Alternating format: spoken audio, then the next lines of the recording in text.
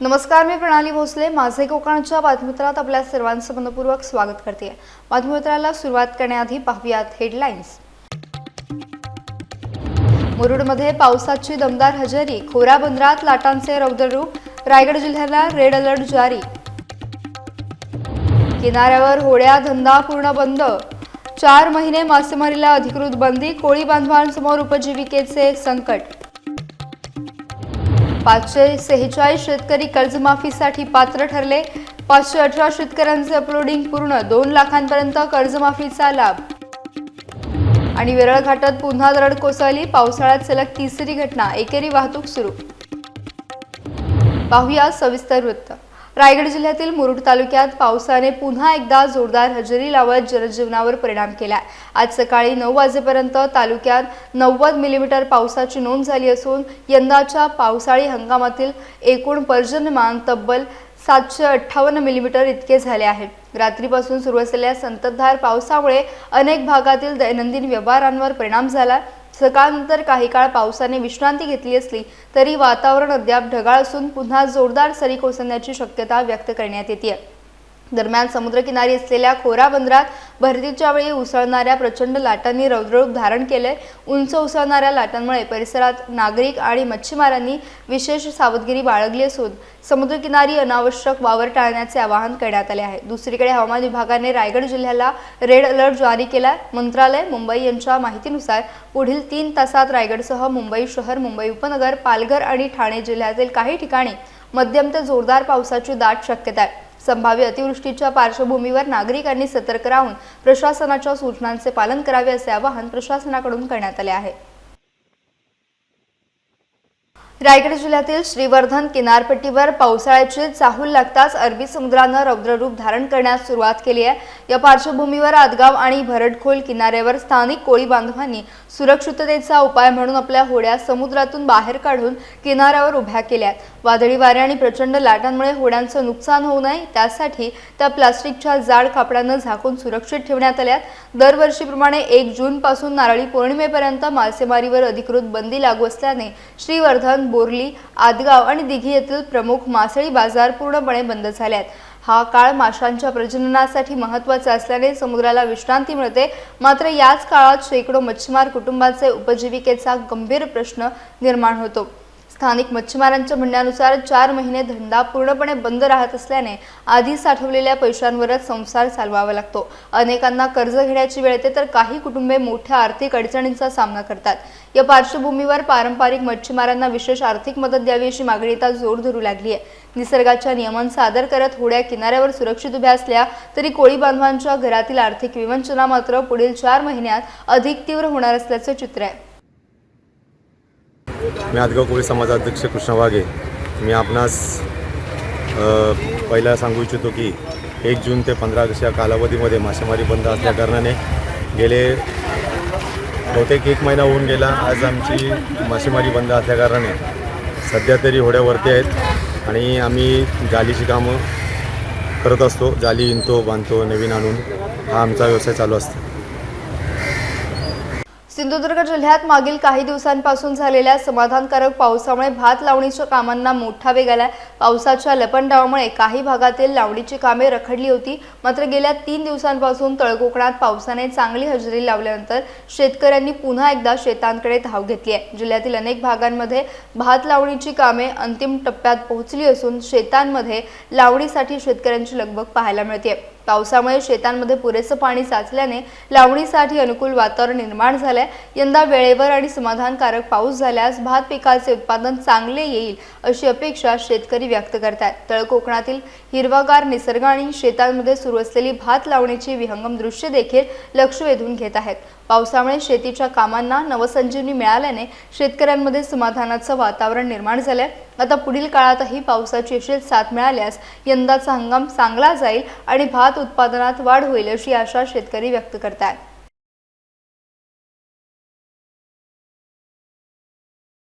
रत्नागिरी मुंबई गोवा महामार्गावरील लांजा तालुक्यातील वेरळ घाटात पुन्हा एकदा दरड कोसळल्याची घटना घडली आहे. यंदाच्या पावसाळ्यात या घाट परिसरात दरड कोसळण्याची ही सलग तिसरी घटना असल्याने वाहन चालकांमध्ये चिंता व्यक्त होतीये। मुंबईच्या दिशेने जाणाऱ्या मार्गावर ही दरड कोसळल्यामुळे काही काळ वाहतुकीवर परिणाम झाला।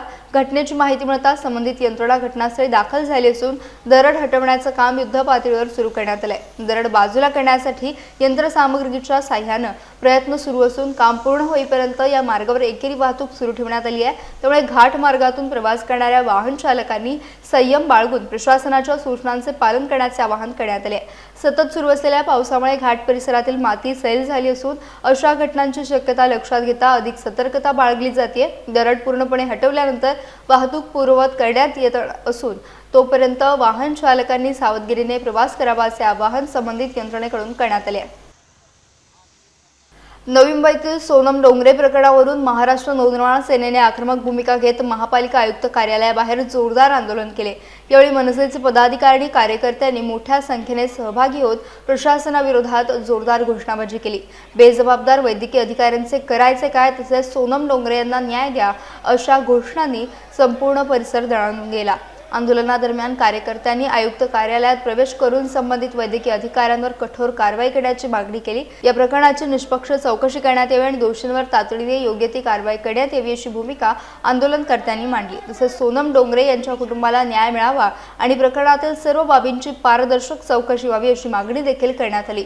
मनसेच्या पदाधिकारी आणि कार्यकर्त्यांनी प्रशासनाने या प्रकरणाकडे गांभीर्याने लक्ष देऊन लवकरात लवकर निर्णय घ्यावा अशी अपेक्षा व्यक्त केली। दरम्यान आंदोलनामुळे काही काळ आयुक्त कार्यालय परिसरात तणावाचं वातावरण निर्माण झालं होतं। मात्र आंदोलनकर्त्यांनी आपल्या मागण्या प्रशासनापर्यंत पोहोचवत दोषींवर कठोर कारवाईची मागणी पुन्हा एकदा ठामपणे मांडली।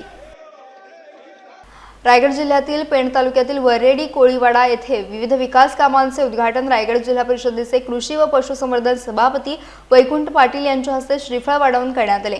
यामध्ये स्वखर्चातून उभारण्यात आलेल्या विक्रम मिनी डोअर रिक्षा स्टँडसह गणपती मंदिर ते खिरकोळी देवी रस्ता, अंतर्गत रस्ते, खिरकोळी देवी शेड, पाईपलाईन तसेच व्यायामशाळेच्या नूतनीकरणाच्या कामांचा समावेश आहे। यावेळी बोलताना वैकुंठ पाटील यांनी विकास कामे केवळ निवडणुकीपुरती मर्यादित नसून जनसामान्यांच्या हितासाठी सातत्याने राबवली जात असल्याचं सांगितलं। शासनाच्या विविध योजना, विशेषतः रोजगार हमी योजना आणि संजय गांधी योजनेचा लाभ तळागाळातील नागरिकांपर्यंत प्रभावीपणे पोहोचवण्यासाठी प्रयत्न करण्यात येत असल्याचं त्यांनी स्पष्ट केलंय। तसेच वरेडी कोळीवाड्यातील सभागृहासाठी 10 लाख रुपयांचा निधी उपलब्ध करून भव्य सभागृह उभारण्यात येईल असे आश्वासन देखील त्यांनी दिले। या कार्यक्रमाला प्रशासक गणेश भांडारकर, ग्रामसेवक शीतल पाटील, नरेंद्र कोळी, नरेश कोळी, जेडी कोळी, नितीन मोकल, राजाराम कोळी यांच्यासह ग्रामस्थ मोठ्या संख्येने उपस्थित होते। विकास कामांमुळे परिसरातील नागरिकांना अधिक चांगल्या सुविधा उपलब्ध होतील असा विश्वास यावेळी व्यक्त करण्यात आला। आणि मला ताकद दिली, त्या गावाला ताकद देण्याचं काम येत्या काळात करणार आहे।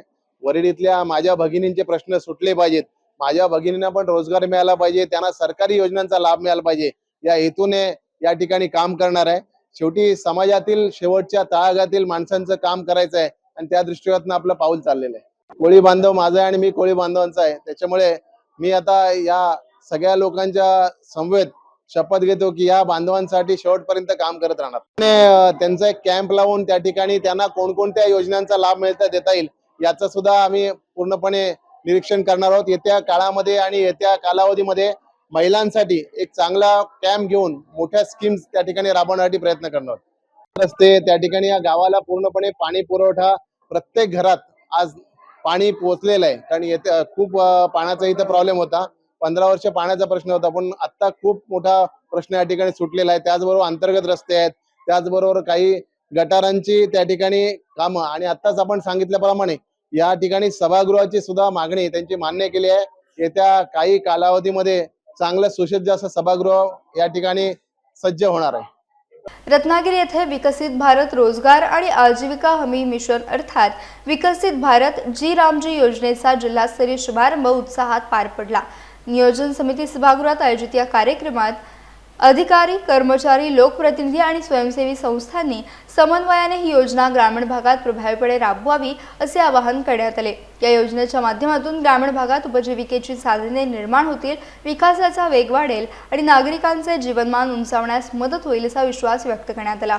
महाराष्ट्रातील रोजगार हमी योजनेपासून महात्मा गांधी मनरेगा आणि आता विकसित भारत जी रामजी या परिवर्तनाचा उल्लेख करत त्यांनी पारदर्शक अंमलबजावणीवर भर दिला। जिल्हा परिषद अध्यक्षा अस्मिता केंद्रे यांनी गावागावात मेळावे आणि जनजागृती कार्यक्रम आयोजित करून ही योजना तळागाळापर्यंत पोहोचवण्याचं आवाहन केलं। कार्यक्रमात उपजिल्हाधिकारी हर्षलता गेडाम यांनी संगणकीय सादरीकरणाद्वारे योजनेची सविस्तर माहिती दिली। चक्रवेदी फाउंडेशनच्या वैदेही सावंत यांनी देखील मार्गदर्शन केले। यावेळी लाभार्थ्यांना प्रशासकीय मान्यता पत्रांचे वितरण करण्यात आले। विविध विभागांचे अधिकारी, लोकप्रतिनिधी आणि पदाधिकारी मोठ्या संख्येने उपस्थित होते। ग्रामीण भाग सक्षम करण्यासाठी आणि रोजगाराच्या नव्या संधी उपलब्ध करण्यासाठी ही योजना महत्त्वाची ठरणार असल्याचा विश्वास यावेळी व्यक्त करण्यात आला। योजना प्रभावीपणे राबवणं आणि त्याची खरी परिणामकारकता दिसायची असेल तर त्यासाठी आपण सर्व म्हणजे अधिकारी, कर्मचारी, शासकीय, त्याच्यानंतर NGO आणि पदाधिकारी या सगळ्यांनी हातात हात घालून चालणं गरजेचं आहे। आणि आपण सगळ्यांनी जर प्रयत्न केला तर निश्चितच विकसित भारताचं स्वप्न जे आहे, जे उद्देश आहे या योजनेचा, की ग्रामीण भारताचा विकास 2047 मधला जो बघितलेला आहे भविष्यातला, त्याचा वेध घेणं नक्कीच शक्य होईल असं मला वाटतं। आज एक शपथ घेऊया किंवा संकल्प सोडूया की ही आपण चांगल्या पद्धतीने राबवू। आतापर्यंत जशी राबवत होतो तशीच, पण ही तळागाळापर्यंत पोहोचेल आणि खऱ्या लाभार्थीला याचा लाभ मिळेल यासाठी आपण कटिबद्ध राहू। आम्ही ज्यावेळेस या योजनांचं स्पष्टीकरण देतो, मार्गदर्शन करतो, त्यावेळेस आमची जबाबदारी काहीतरी राहते। तळागाळात ज्यावेळेस आपण या योजनांची माहिती द्यायला जातो किंवा मजुरांची आपण नोंदणी करत असतो, त्यावेळेस त्यांना या योजनेची पूर्णपणे माहिती देणं गरजेचं आहे। ते तुमचं, आमचं, अधिकाऱ्यांचं, सगळ्यांचं काम आहे, जेणेकरून गाव पातळीवर, ग्रामपंचायत स्तरावर, पंचायत समिती स्तरावर असे शेतकऱ्यांचे मेळावे घेणं, त्यांना उपकृत करणं। कारण अशा अनेक योजना आल्या। मग एक मी साधारणतः सांगेन, गोठा बांधणे ही मनरेगातून योजना आली। पाली, सुधागड, रायगड जिल्ह्यातील स्थानिक बहुजन युवकांना रोजगारामध्ये प्राधान्य देण्यात यावे या प्रमुख मागणीसाठी ऑल इंडिया पॅन्थर सेनेच्या वतीने जिल्हाधिकारी किशन जावळे आणि पोलीस अधीक्षक आचल दलाल यांना निवेदन सादर करण्यात आले। राष्ट्रीय अध्यक्ष दीपक केदार यांच्या मार्गदर्शनाखाली जिल्हाध्यक्ष संदेश भालेराव यांच्या नेतृत्वात हे निवेदन देण्यात आले। रायगड जिल्ह्यातील MIDC क्षेत्र, औद्योगिक प्रकल्प, लॉजिस्टिक पार्क, वेअरहाऊस, पर्यटन आणि बांधकाम क्षेत्रांमध्ये स्थानिक बहुजन, मागासवर्गीय, अनुसूचित जाती जमाती, OBC तसेच आंबेडकरी समाजातील युवकांना त्यांच्या शैक्षणिक पात्रता आणि कौशल्यानुसार रोजगारात प्राधान्य देण्याची मागणी करण्यात आली। तसेच विविध कंत्राटी कामे, पुरवठा सेवा आणि व्यावसायिक संधींमध्ये स्थानिक उद्योजकांना संधी उपलब्ध करून देण्याची मागणी देखील निवेदनातून करण्यात आली आहे। रायगड हा औद्योगिकदृष्ट्या महत्त्वाचा जिल्हा असला तरी स्थानिक युवकांना अपेक्षित प्रमाणात रोजगार मिळत नसल्याची भावना व्यक्त करण्यात आली। त्यामुळे अनेक युवकांना रोजगारासाठी मुंबई, पुणे, नवी मुंबई, ठाणे आणि इतर शहरांकडे स्थलांतर करावे लागत असल्याचा मुद्दा देखील मांडण्यात आला। स्थानिकांना रोजगार मिळाल्यास बेरोजगारी कमी होईल, स्थलांतर आटोक्यात येईल आणि स्थानिक अर्थव्यवस्थेला देखील चालना मिळेल असा विश्वास संदेश भालेराव यांनी व्यक्त केला। यावेळी संघटनेचे जिल्ह्यातील पदाधिकारी आणि कार्यकर्ते मोठ्या संख्येने उपस्थित होते। शिकलेली पोरं, शिकलेले कार्यकर्ते हे त्यांना रोजगार नाहीये आणि त्यांच्या रोजगाराचा प्रश्न हा खूप मोठ्या प्रमाणामध्ये या ठिकाणी उद्भवतोय। आज सुधागड तालुक्यामध्ये, कर्जत विभागामध्ये, खालापूर तालुक्यामध्ये, पनवेल विभागामध्ये कंपन्या आहेत, फॅक्टरीज आहेत, परंतु त्या ठिकाणी या जी शिकलेली पोरं आहेत, जी होतकरू पोरं आहेत, त्या पोरांना या ठिकाणी नोकऱ्या नाहीयेत आणि त्यांचा जो नोकरीचा प्रश्न आहे, त्यांचा जो रोजगाराचा प्रश्न आहे, हा सर्वात मोठा प्रश्न आहे। आज तुम्ही बघताय या ठिकाणी गरीब हा गरीबच राहत चाललेला आहे आणि श्रीमंत हा श्रीमंतच होत चाललेला आहे।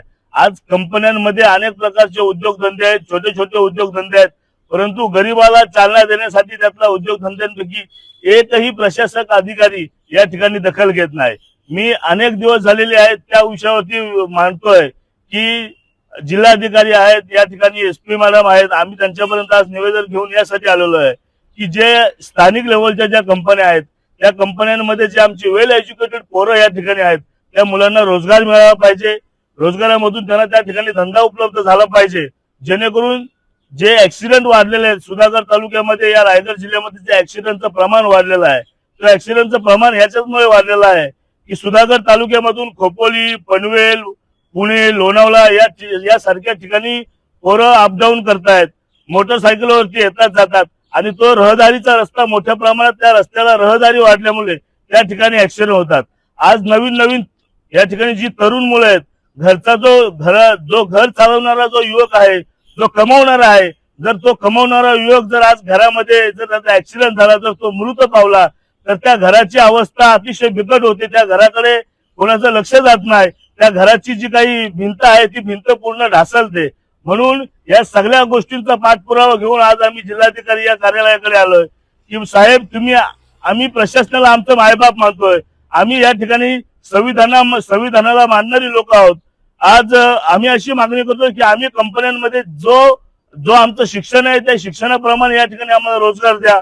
त्याचबरोबर आम्ही जी मागणी करतोय ती कोणाकडे आम्ही खंडणी मागत नाही, आम्ही आरेरेवेची भाषा करत नाही. संविधानिक मार्गाने आम्ही चालणारे लोक आहोत की जे संविधानाच्या चौकटीमध्ये बसतंय, जे आमच्या मुलाच्या एज्युकेशन नुसार आमच्या पदरामध्ये पडतंय, तो हक्क, तो अधिकार आम्हाला मिळाला पाहिजे. महाराष्ट्र शासनाच्या पुण्यश्लोक अहिल्यादेवी होळकर शेतकरी कर्जमुक्ती योजना 2026 अंतर्गत रत्नागिरी तालुक्यातून 546 शेतकरी सभासद पात्र ठरले असल्याची माहिती सहकारी संस्थेचे सहाय्यक निबंधक साहेबराव पाटील यांनी दिली आहे. शासनाने 2 जून 2026 रोजी ही योजना जाहीर केली असून पात्र लाभार्थ्यांची प्रक्रिया वेगाने सुरू आहे. योजनेअंतर्गत पात्र ठरलेल्या 546 शेतकरी सभासदांपैकी 518 शेतकऱ्यांचे अपलोडिंगचे काम पूर्ण झाले असून उर्वरित 28 सभासदांचे कामही काही तांत्रिक कारणांमुळे प्रलंबित आहे. हे काम लवकरच पूर्ण करण्यात येणार असल्याचे सांगण्यात आले.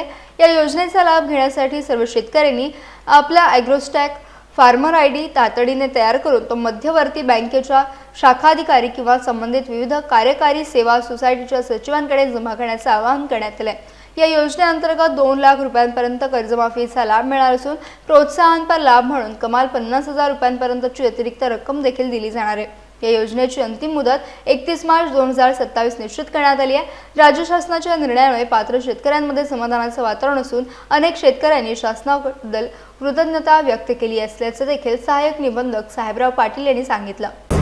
मी साहेबराव पाटील, सहाय्यक निबंधक, सहकारी संस्था रत्नागिरी. माननीय महाराष्ट्र शासनाने 2 जून 2026 रोजी पुण्यश्लोक अहिल्यादेवी होळकर शेतकरी कर्जमुक्ती योजना घोषणा केलेली आहे. त्यानुसार रत्नागिरी तालुक्यातील 546 शेतकरी सभासद पात्र ठरले आहेत. 518 सभासदांचे अपलोडिंगचे काम पूर्ण झाल्याने 28 सभासदांचे अपलोडिंगचे काम काही तांत्रिक कारणामुळे राहिलेले आहे. मी सर्व शेतकऱ्यांना आवाहन करतो की आपण ॲग्रिस्टॅक फार्मर ID लवकरात लवकर काढून घ्यावेत व ते आपले विकास संस्थेचे सचिव, मध्यवर्ती बँकेचे शाखाधिकारी यांच्याकडे जमा करावेत. रायगड जिल्ह्यातील पेण येथे all tent dealer welfare organisation, Maharashtra राज्य संलग्न मंडप decorators, sound and caterers welfare association Raigad यांच्या वतीने श्री सत्यनारायण महापूजेचे आयोजन उत्साहात करण्यात आलं. या कार्यक्रमात उपस्थित सर्व सभासदांचा पुष्पगुच्छ आणि श्रीफळ देऊन सत्कार करण्यात आला. यावेळी रायगड संपर्क प्रमुख तथा अध्यक्ष केतन पोटे यांनी संघटनेच्या कार्याची माहिती देत पेण तालुक्यातील मंडप डेकोरेटर्स, साऊंड आणि कॅटरर्स व्यावसायिकांनी मोठ्या संख्येने संघटनेत सहभागी होण्याचं आवाहन केलं. सर्वांनी एकत्र येऊन असोसिएशन अधिक सक्षम करण्याची गरज त्यांनी व्यक्त केली. तसेच संघटनेच्या कोणत्याही सभासदावर अडीअडचणीची वेळ आल्यास असोसिएशन त्यांच्या पाठीशी ठामपणे उभे राहील अशी ग्वाही देखील त्यांनी दिली. या कार्यक्रमाला रायगड जिल्हाध्यक्ष कालिदास भिंगारे, पेणचे नायब तहसीलदार प्रसाद काळेकर, भाजप युवा नेते मंगेश दळवी यांच्यासह रोहा, माणगाव, नागोठणे, खोपोली आणि पेण येथील संघटनांचे प्रतिनिधी उपस्थित होते. यावेळी मान्यवरांनी उपस्थितांना मार्गदर्शन केले. कार्यक्रमास अध्यक्ष केतन पोटे, उपाध्यक्ष सुशील कारखानेस, सचिव सत्यवान पाटील तसेच विविध विभागांचे पदाधिकारी, सदस्य आणि सभासद मोठ्या संख्येने उपस्थित होते. संघटना मागे 5 वर्ष बनवण्याचा पूर्ण प्रयत्न करतो. 5 वर्षामध्ये ह्यावेळेस आम्हाला यश आलेलं आहे. आम्ही प्रत्येकाच्या घरोघरी जाऊन प्रत्यक्षपणे आमंत्रण देऊन संघटनेत सभासद जोडण्याचा प्रयत्न करतो. आता आमच्या इथे जवळजवळ 110-120 सभासद पेण तालुका असोसिएशनमध्ये जॉईन झालेले आहेत. आजच्या दिवशी एवढं सांगू शकतो की आज ह्या रायगड जिल्ह्यामध्ये 10,000हून अधिक मंडपवाले व्यवसाय काम करत आहेत. पण त्याचं बघितलं तर प्रत्येकी कमीत कमी 2 हे कारागीर त्यांच्याकडं आहेत. म्हणजेच हे मंडप व्यवसायातून स्वतःचा व्यवसाय करताना इतर व्यक्तींचा सुद्धा उदरनिर्वाह ह्या मंडपाच्या माध्यमातून केला जातो. आणि ही असोसिएशनच्या मार्फत आपण प्रत्येकजण एकत्र येऊन ज्या येणाऱ्या ज्या अडचणी आहेत, म्हणजे अतिवृष्टी आहे, याच्यामध्ये होणारा नुकसान आहे, तर शासनाला एवढं सांगू शकतो की ही जी अतिवृष्टीचे असणारे जे नुकसान भरपाई आम्हाला वेळेत मिळावी, यासाठी आम्ही तुम्हाला प्रस्ताव मांडतो. दुसरं म्हणजे आज ह्या संघटनेच्या मार्फत सगळं काही गोष्टी होत असतात, त्याच्यामध्ये जे काही नुकसान होतो, जर म्हणजे याचा गोडाऊन जळला आहे की अनेक काही गोष्टी आहेत, म्हणजे अपघात होतो, ह्यासाठी सुद्धा ह्या आपल्या शासनाने इकडे आमच्याकडे लक्ष द्यावा, हीच आम्ही आजच्या या दिवशी. आणि दुसरं म्हणजे विशेष आपल्या ह्या पिंपरी चिंचवडचे आमदार माननीय श्री लांडगे साहेब यांचा आम्ही रायगड जिल्ह्याच्या वतीने विशेष आम्ही आभार मानतो की त्यांनी हा प्रस्ताव ह्या हिवाळी पावसाळी अधिवेशनमध्ये त्यांनी हा प्रस्ताव मांडलेला आहे आणि ह्या प्रस्तावाला कुठेतरी दाद मिळावी आणि कुठेतरी न्याय मिळावा, अशी आमच्या या सर्व मंडप असोसिएशनकडे ही मागणी आहे. सिंधुदुर्ग जिल्ह्यातील मालवणच्या भूमीतून आणखी एका होतकरू विद्यार्थ्याने आपल्या गुणवत्तेच्या बळावर उल्लेखनीय यश संपादन केलंय. MIT पुणे येथे 97.60% गुण मिळवत संपूर्ण महाविद्यालयात प्रथम क्रमांक पटकावणाऱ्या ओंकार विकास गावकर यांनी मालवणसह संपूर्ण सिंधुदुर्ग जिल्ह्याचं नाव उंचावलंय. त्याच्या या दैदिप्यमान यशाबद्दल विविध स्तरातून अभिनंदन होत आहे. या यशाची दखल घेत भाजपचे युवा नेते विशाल परब यांनी ओंकार गावकर याचा सत्कार करून त्याच्या जिद्द, मेहनत आणि चिकाटीचं कौतुक केले. यावेळी बोलताना विशाल परब यांनी, ओंकार तू खूप मोठा हो, तुझ्यासारखा गुणवंत विद्यार्थी याचा आम्हाला अभिमान आहे. तुझ्या पुढील शिक्षणासाठी आणि उज्ज्वल भविष्यासाठी सर्वतोपरी मदत असेल असा विश्वास व्यक्त केला. या सत्कार सोहळ्यामुळे उपस्थितांमध्ये उत्साहाचं वातावरण निर्माण झालं. गुणवंत विद्यार्थ्यांचा गौरव करून इतर विद्यार्थ्यांना देखील प्रेरणा मिळावी, हा या कार्यक्रमामागील उद्देश असल्याचे यावेळी सांगण्यात आलं. ओंकार गावकर याचे हे यश केवळ त्याच्या कुटुंबासाठीच नव्हे तर संपूर्ण सिंधुदुर्ग जिल्ह्यासाठी अभिमानाची बाब ठरली असून त्याच्या पुढील शैक्षणिक आणि व्यावसायिक वाटचालीसाठी सर्व स्तरातून शुभेच्छांचा वर्षाव होतोय. यासह बातमीपत्रात वेळ झाली. इथेच थांबण्याची भेटूयात नवीन बातमीपत्रासह. तोपर्यंत तुम्ही कुठेही जाऊ नका, पाहत राहा फक्त माझे कोकण.